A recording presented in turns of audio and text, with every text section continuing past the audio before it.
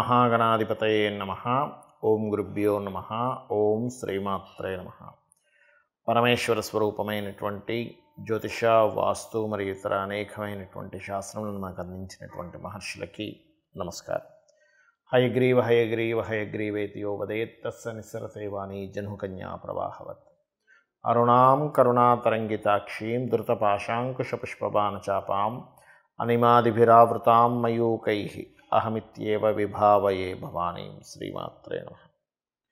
ప్రేక్షకులందరికీ కూడా లలితాంబిక అమ్మవారి యొక్క అనుగ్రహం పరిపూర్ణంగా కలగాలని మనస్ఫూర్తిగా కోరుకుంటూ మనం ఈరోజు చెప్పుకోబోయేటువంటి టాపిక్ ఏంటంటే, చూడండి, చాలామందికి ఒక్కొక్క జాతకాన్ని బట్టి, పర్సనల్ చార్ట్ని బట్టి వారు ఏ దేవత ఆరాధన చేస్తే బాగుంటుంది, అందులోని ఆ దేవతకి ఆ దేవతా సంబంధించిన మంత్ర జపం చేస్తే బాగుంటుందా, లేకపోతే ఆ దేవతా సంబంధించిన లేదా ఆ గ్రహ సంబంధించిన దానం ఇస్తే బాగుంటుందా, తర్పణము చేస్తే బాగుంటుందా. తర్పణము అంటే నీటితో కానీ పాలతో కానీ చేస్తూ ఉంటారు. అదేవిధంగా హోమము చేస్తే బాగుంటుందా అనేటువంటిది ఉంటుంది.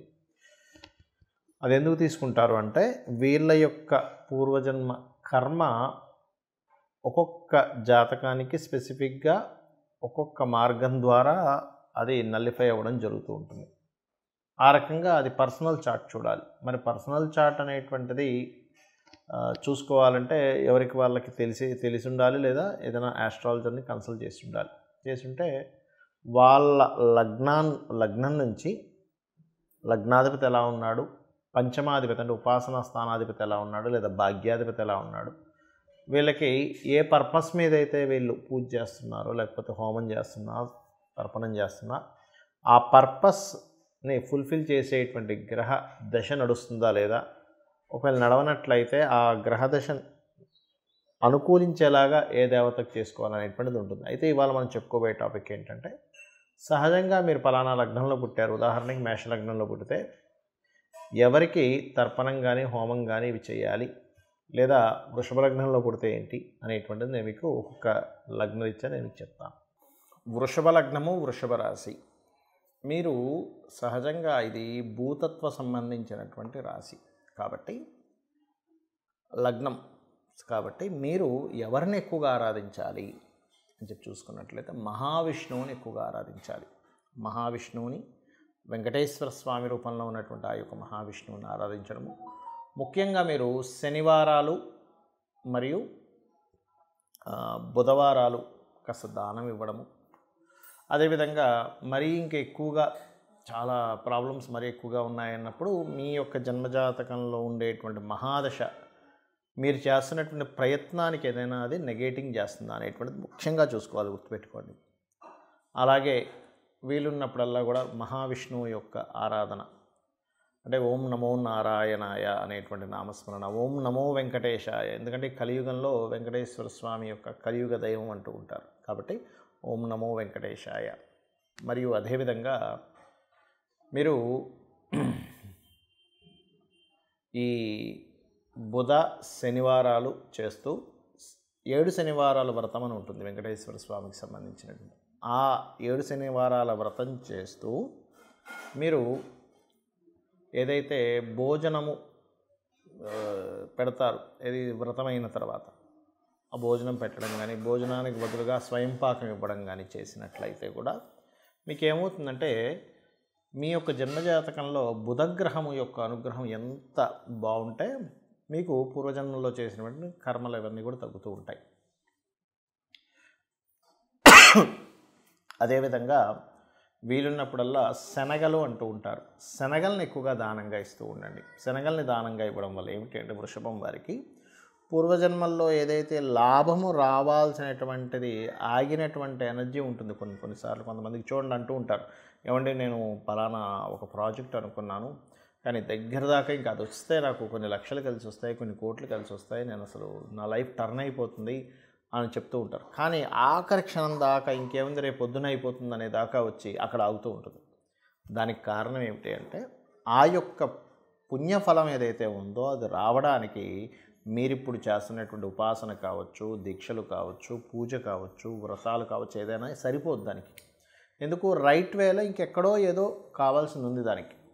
అలాంటప్పుడు ఈ గోధుమలు మన శనగలు కనుక దానంగా ఇస్తూ ఉన్నట్లయితే ఖచ్చితంగా మీకు మీరు అనుకున్నటువంటి సంకల్పం నెరవేరడం జరుగుతుంది.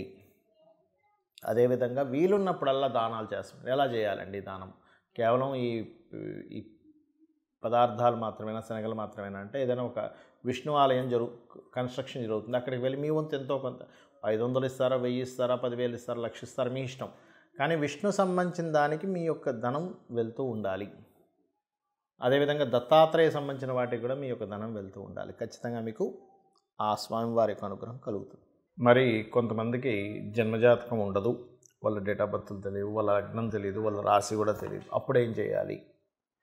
జనరల్గా చేసుకునేవి కొన్ని ఉంటాయి. జన్మజాతకం తెలిసి వాళ్ళు తీసుకునే దీన్ని బట్టి ఉంటుంది.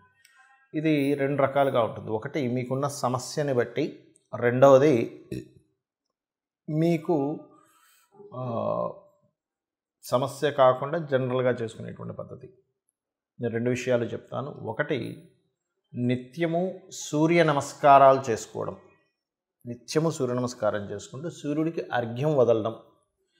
ఇక్కడ 3 విషయాలు ఎట్ ఏ సేమ్ టైం ఇక్కడ 3 విషయాలు ఒకటేసారి జరుగుతాయి. ఎలాగా అంటే, ఒకటి, సూర్యుడిని స్తోత్రిస్తున్నాము ఆదిత్య హృదయంతో, సూర్యభగవాన్ని నమస్కరిస్తున్నాము.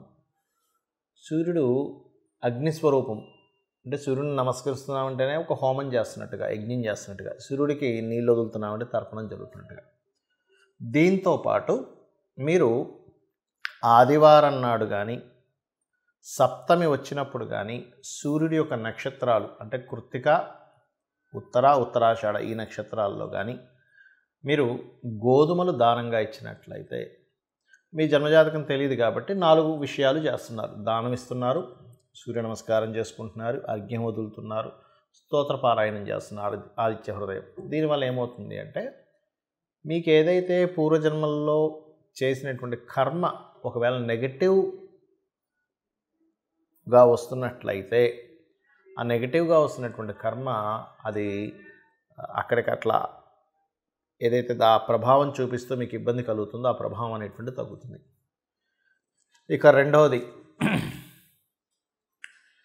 లలితా సహస్రనామాలు మరియు పితృదేవత సంబంధించిన ఆరాధన. అంటే ఎలాగండి? మీకు డేట్ ఆఫ్ బర్త్ టైం ఏమీ తెలియవు. అప్పుడు ఏం చేయాలంటే, దేవీ భాగవతంలో అమ్మవారే స్వయంగా చెప్పినటువంటి తిథులు కొన్ని ఉన్నాయి. దాని తర్వాత ఇంకో 2 తిథులు కొంతమంది పెద్దవాళ్ళు చేర్చారనుకోండి. అవి ఏమిటి అంటే, ఒకటి చతుర్దశి, అష్టమి, నవమి. ఈ 3 తిథుల్లో నా యొక్క అనుగ్రహం అంటే అమ్మవారి యొక్క అనుగ్రహం చాలా దగ్గరగా ఉంటుందట. ఆ సమయంలో ఎవరైతే దేవీ భాగవత పారాయణం కానీ, చండీ సప్తశతి కానీ, ముఖ్యంగా లలితా సహస్రనామాలు కానీ ఎవరైతే పఠనం చేస్తారో, అంటే బాగా తీవ్రమైనటువంటి కష్టంలో ఉన్నారు, లేకపోతే బాగా తీవ్రంగా ఆగిపోయింది ఏదైనా ఒక విషయం, రోజుకి 27 సార్లు కనుక ఈ తిథుల్లో కనుక చేయగలిగితే మీకున్నటువంటి పూర్వజన్మ పాపకర్మ దగ్ధం అవుతుంది. దాని ద్వారా మీరు ఇప్పుడు అనుకున్న సంకల్పం నెరవేరుతుంది.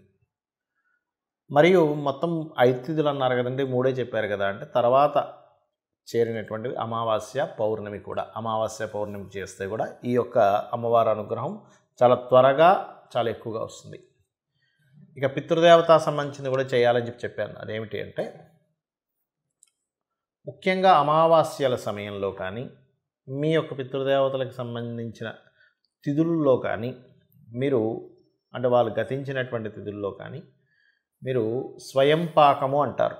అంటే 1 కిలోనో 2 కిలోలో 5 కిలోలో మీకు తోచినంత మీ స్తోమతను బట్టి బియ్యము, 2 రకాల కూరగాయలు, 2 రకాల పప్పులు, ఉప్పు, చింతపండు, మిరపకాయలు, ఈ రకంగా వండుకునేటువంటి సామాగ్రి ఏదైతే ఉంటుందో, ఒక వ్యక్తి చక్కగా ఇంట్లో వంట వండుకోవడానికి గల సామాగ్రిని మీరు మీకు దగ్గరలో ఆలయంలో ఉన్నటువంటి పురోహితులకి పితృదేవతల కోసం అన్నట్టుగా ఇచ్చినట్లయితే, ఇది కూడా మీ జన్మజాతకంలో ఏదైతే రుణరోగ శత్రు సంబంధించినటువంటి భావం బాగా యాక్టివేషన్ అయి మీరు ఇబ్బంది పడుతున్నటువంటి అంశము చేత్తో తీసేసినట్టుగా ఆ యొక్క ప్రాబ్లం అనేటువంటి తగ్గుతుంది.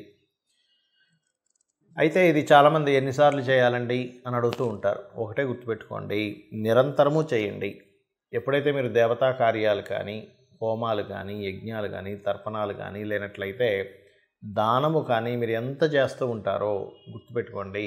మనం ఎన్ని ఖర్చు పెట్టినా ఒక జీవుడు అంటే ఒక మనిషి జన్మ ఎత్తినప్పటి నుంచి తన తుది శ్వాస అంటే ఆఖరి శ్వాస వరకు కూడా ఎన్నో లక్షలు కోట్లు సంపాదిస్తాడు, ఖర్చు పెట్టేస్తాడు. కానీ ఏది కూడా మన వెంట రాదు. కేవలం భగవత్ సంబంధించినటువంటిది, పరోపకారంగా ఉపయోగించిన ధనం సంబంధించిన పుణ్యము మాత్రమే మన వెంట వస్తుంది, గుర్తుపెట్టుకోండి. కాబట్టి లేదా గోసేవ, గోవులకు వెళ్ళి సేవ చేస్తే కూడా అది పుణ్యంగా వస్తుంది. కాబట్టి ఇది చేయండి. ఖచ్చితంగా మీకు మీ జాతకంలో ఏ దశ నడుస్తుంది, ఏ అంతర్దశ నడుస్తుంది, గోచారంలో ఎలా ఉంది, ఇవేమీ మీరు కంగారు పడాల్సిన అవసరం లేదు. మీకు తెలియకుండానే సకల దేవతల యొక్క అనుగ్రహము, ఆ లలితాంబిక అమ్మవారి యొక్క అనుగ్రహం మీకు కలుగుతుంది. శ్రీమాత్రే నమః.